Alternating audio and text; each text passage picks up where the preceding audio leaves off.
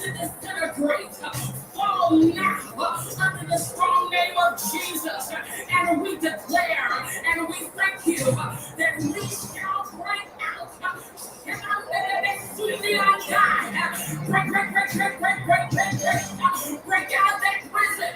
Break out of that pit. Break out of that cage. Break out of that room. Break out of that institution. Break out of that system. Break.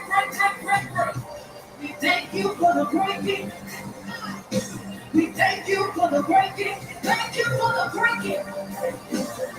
We thank you for the breaking. We thank you for the breaking.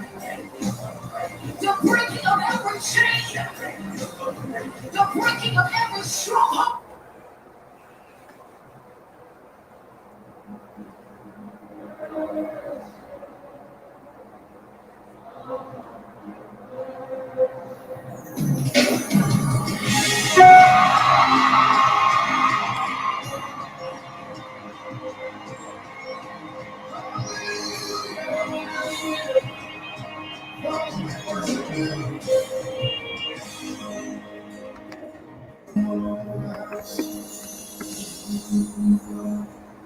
You are worthy.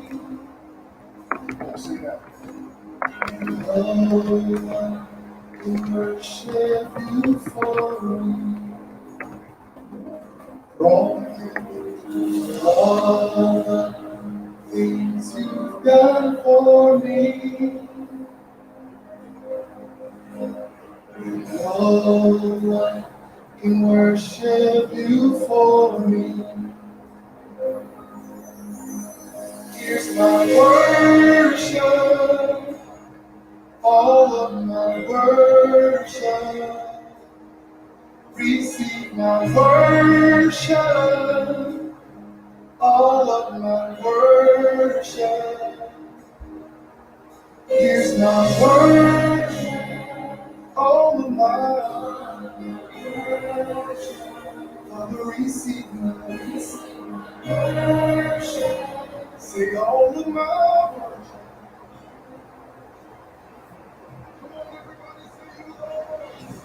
Hello, everyone. Say hello as you're coming in. Hi, Leslie. I'm going to give people the opportunity to join in. I have quite a bit of information to go over on tonight and to share with everybody. Say hello as you're coming in.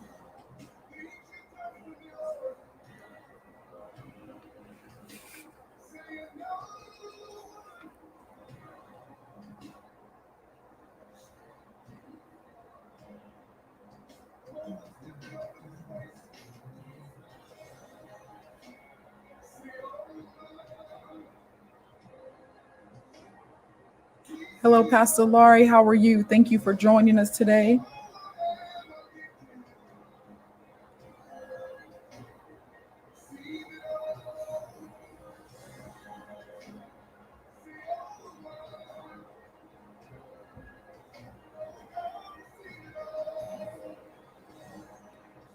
Hello, Miss Dorsey.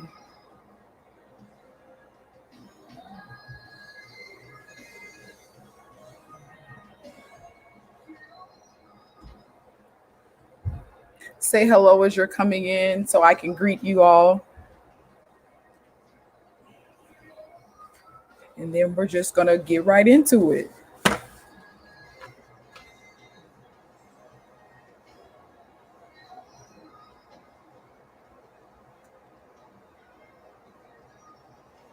How's everybody doing today? How was your day?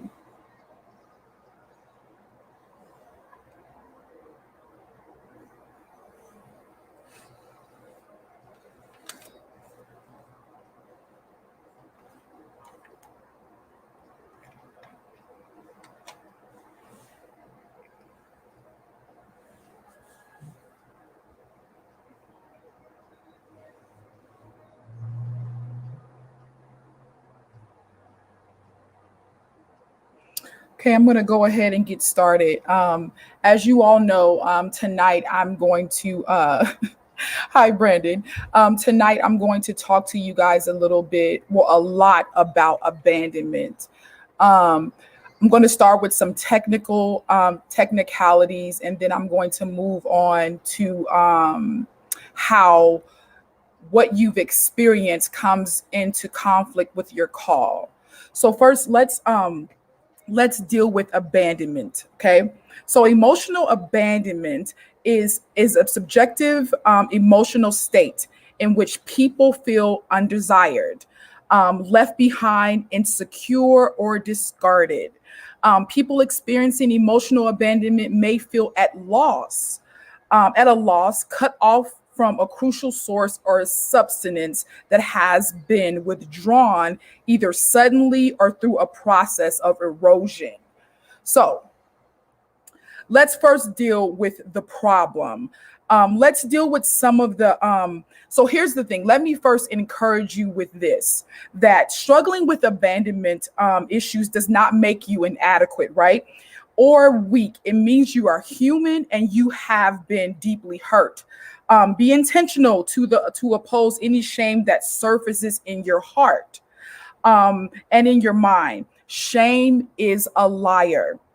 Shame also keeps you stuck in self-pity and blocks your healing. So just because you have experienced some abandonment issues does not make you inadequate or weak. Okay, so let's get into some of the signs of abandonment.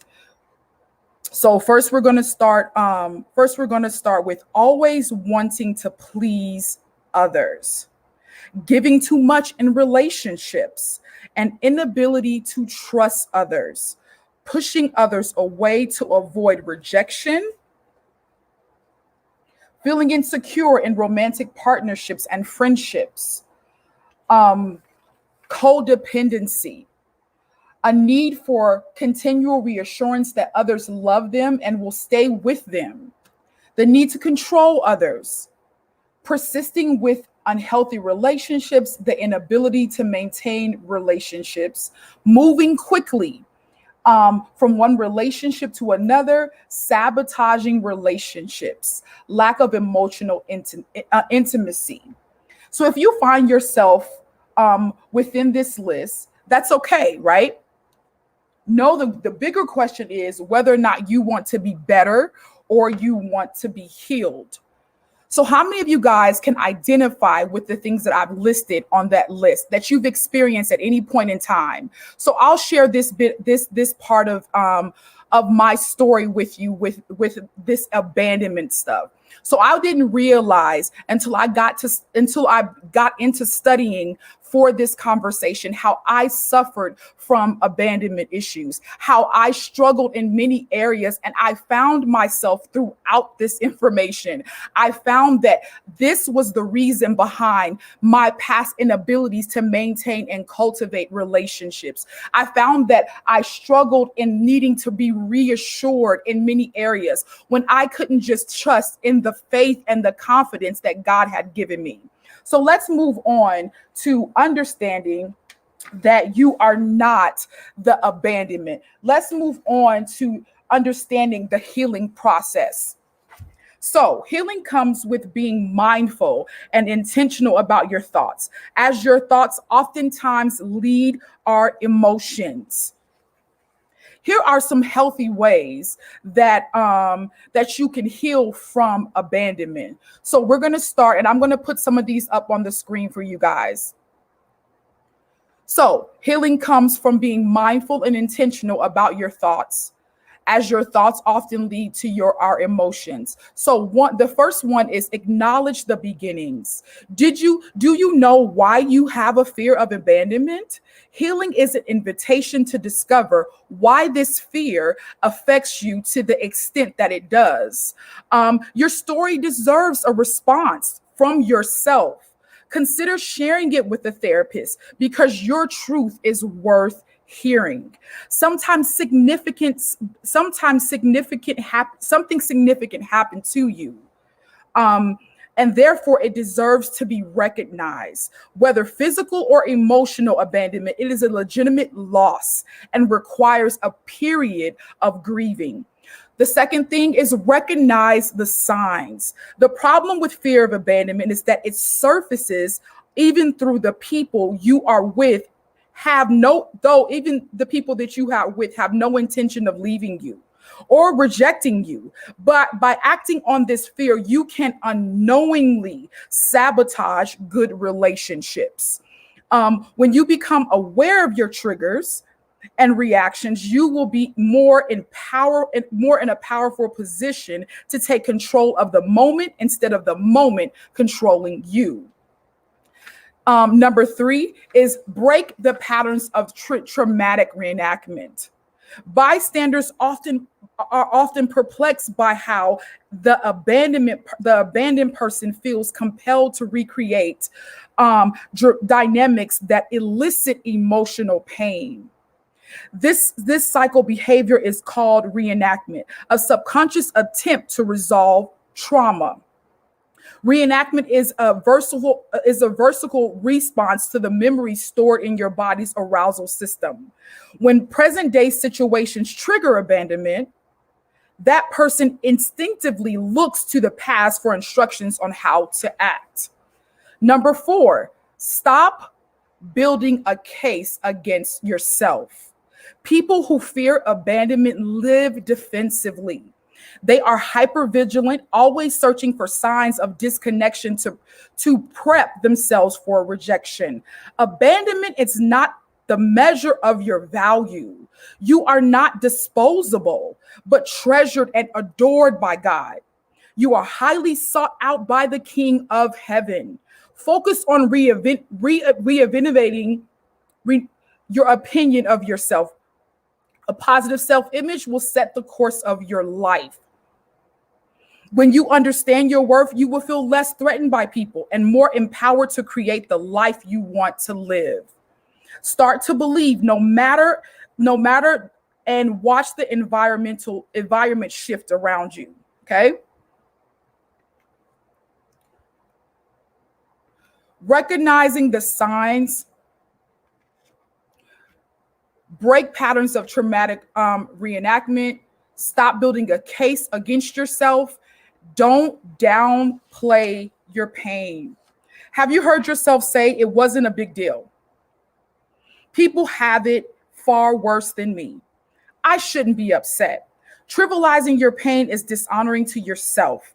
A critical facet of healing is to acknowledge the depth of emotional injury. Abandonment is frequently associated with physical absence, such as neglect, divorce, death, foster care, or breakups. So let's not downplay our pain. So the next one is challenge the shame. Here are a few examples on how to dispute the shame. Why do I feel worthless and be for being rejected? Why do I need to feel bad for feeling bad? Who gave my abandoner the authority to determine my value? How are these feelings serving me? Shame is a liar, okay? It seeks to convince you that you cannot be loved because who you are as a person is essentially bad, that something is fundamentally wrong with you. Shame also keeps you stuck in self-pity and blocks your healing. Remember, feelings are not facts. Instead of rushing to rid yourself of the intense emotion, try to understand it. Try to extract something constructive out of the moment. Last, be compassionate. Be compassionate towards yourself. Have you considered how you treat yourself, especially during an emotional crisis? People with abandonment wounds are far from self-forgiving. They are extremely self-loathing and believe they deserve to be punished because they perceive themselves as defective. Healing requires patience, much as determination. Self-hate will derail recovery. Start to listen to your body. Can you connect with the emotional turmoil inside of you? Your soul is pleading for self-empathy. So let me go to some of these comments. Good evening, Pastor Lavanya. Hello, Pastor West. Hello, Cleavon. So During the season of suffering, we must learn to radically love ourselves the way God loves us. Can you honor your inner child who was hurt? Resist the temptation to be self-destructive. Choose kindness and be self-nurturing. Ask the Holy Spirit to show you how to care for yourself. Receive God's radical grace when you fail yourself. Let's deal with the call in the face of the trauma and conflict. So, healing is a journey. You will suffer bruises and bumps along the way. Recovery is messy, but God is not offended by your mess. He wants he wants to meet you in your darkest place. Take the pressure off of yourself to just get over it, because God delights in the healing of hearts. Use your pain as an opportunity to encounter the Father. Allow him to radically fill the void in your heart from your heart with the Father's love. Your primary job in healing from abandonment is not to abandon yourself. If you have given up on yourself, it's not too late to reclaim your personal value. So let me share a quote with you that I found in my studies. Suffering will require learning how to return to joy from injustice and pain of life. Suffering well in hard times is just for us. It's not just for us, it's for others. The deepest thing that I have learned in my own life have come from my deepest suffering.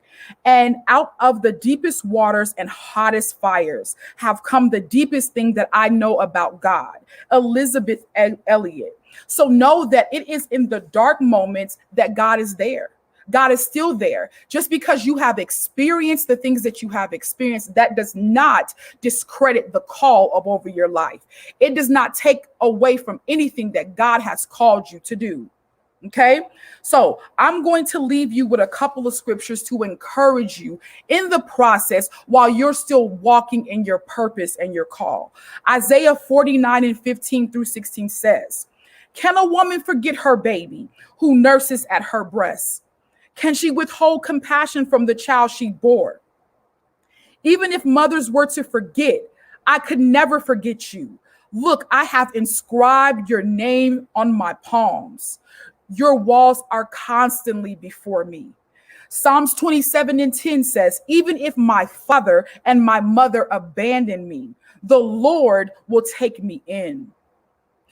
Psalms 9:10-11 says, "Your loyal followers trust in you. For you, Lord, do not abandon those who seek your help. Sing praises to the Lord who rules in Zion. Tell the nations what he has done." Joshua 1:9 says, "I repeat, be strong and brave. Don't be afraid and don't panic, for I, the Lord your God, am with you in all that you do." Psalms 3:5-7 says, "Trust in the Lord with all your heart and do not rely on your own understanding. Acknowledge him, and in all your ways he will make your path straight." And God, 1 Peter 5:6-7 says, "And God will exalt you in due time if you humble yourselves under the mighty hand by casting all your cares upon him, because he cares for you." The last one I want to share with you is one that is one of my favorites, and one that I have often read in my dark moments, in the moments where what I have experienced tries to overshadow what I know God has called me to do. And it says, we are experiencing trouble on every side, but we are not crushed. We are perplexed, but not driven to despair. We are persecuted, but not abandoned. We are knocked down, but not destroyed. Always carrying around in our body the death of Jesus Christ, so that the life of Jesus may also be made visible in our bodies. So with that being said, it's in the midst of your discomfort, in the midst of your abandonment, God has yet called you. God has yet handpicked you. God knew you before you were born. So nothing that you've experienced discredits your call. As a matter of fact, it makes your call that much powerful because God knew who you were. He knew what you were experiencing, and he still called you. So I'm going to say this because without therapy or counseling, severe abandonment issues in both adults and children can make it challenging for a person to form healthy and secure relationships with others and live a fulfilling life. So, if you find that you fell within that list that I mentioned earlier, please find a therapist. I will add some in the bottom of this live once it's over for you to check out because it's most definitely natural and spiritual. So yes, submit your will to the Father. He will heal those broken places, but you also need to seek some therapy. Abandonment issues are very serious, and without the help of a therapist or a professional, they will feel like they're overwhelming. They will feel like they're going to overtake you. So please seek that help. So now I'm going to give you guys that are here on the live the opportunity to ask questions, to share your thoughts, and to chime in at this time.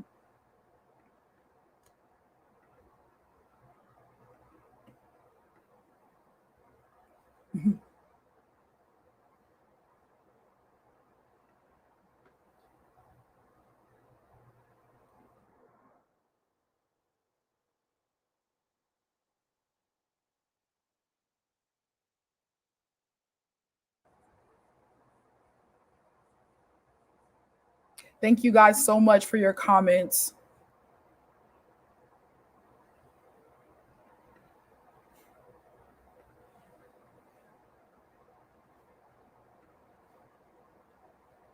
Yeah, I know as I was like I said, I was dealing with the research and studying and preparing for the conversation.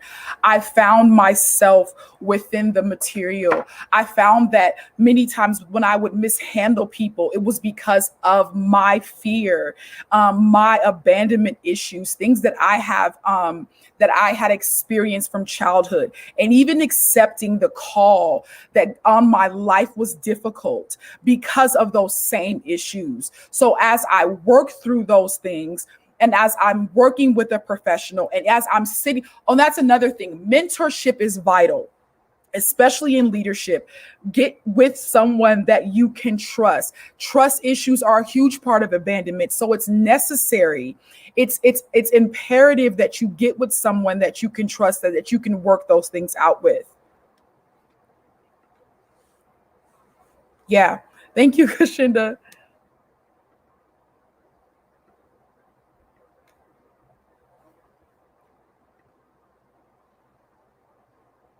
Yeah. So if you guys know every week I'm not before you long at all. So if you don't have anything else, I'm going to go ahead and end the live. I appreciate all of you. I'll go ahead and I think I added in some of the symptoms and signs of abandonment. Again, this is Mental Health Month. Like, if you found yourself in the list again, and I'm going to keep saying this until I end the live, that's okay. Find someone that you can speak with, a professional. They'll help. They're very well versed in this area. It is not the end. Thank you, Miss Davis. I really appreciate that.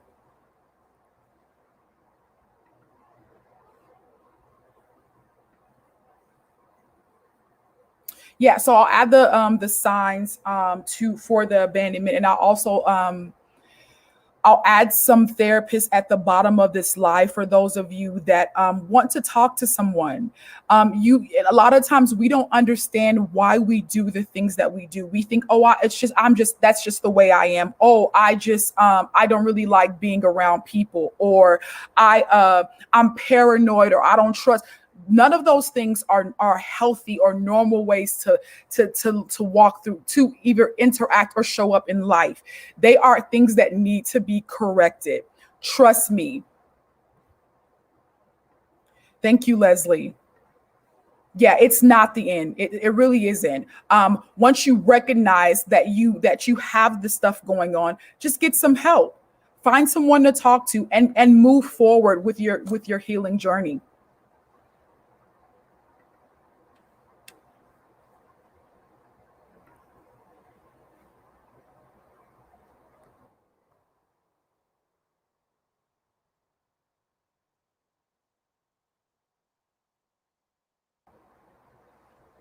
Yeah. So again, thank you guys. I appreciate you. I appreciate the support. I really do. Again, this was it was a pretty sensitive and personal topic for me to discuss, but I believe that everything that we do for God, it will always be personable, and it will always hit us in a place where the word will hit us first, right? So I thank you. If there's any questions or concerns that you have after the live, please feel free to reach out to me. I appreciate you all. And you guys take care. Thank you.